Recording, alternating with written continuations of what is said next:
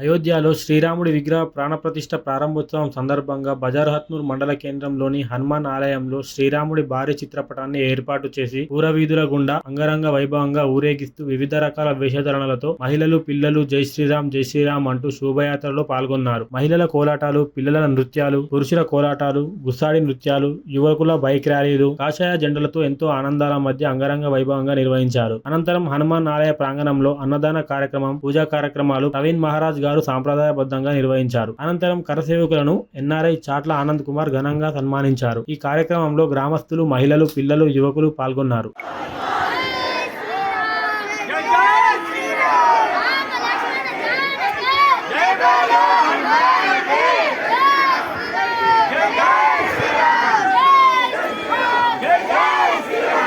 జై శ్రీరామ్, జై శ్రీరామ్, జై శ్రీరామ్, వందనాలు వందనాలయ్యో కరసేవకులారా, వందనాలు వందనాలయ్యో కరసేవకులారా.